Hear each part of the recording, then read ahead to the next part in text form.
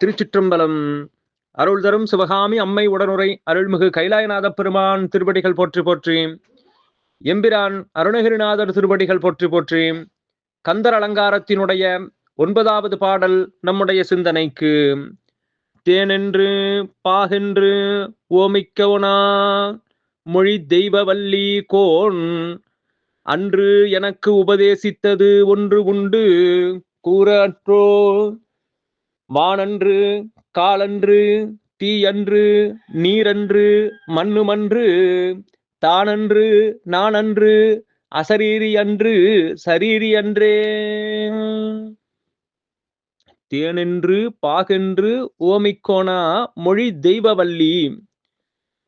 அங்கே தேனென்றும் பாகென்றும் ஓமிக்க முடியாத அளவிற்கு இனிமையான மொழியை உடைய குரலை உடைய தெய்வவல்லி, தெய்வத்தன்மை பொருந்திய வள்ளி கோன், வள்ளி அம்மையினுடைய கணவனாகிய முருகப்பெருமான் அன்று எனக்கு உபதேசித்தது ஒன்று உண்டு.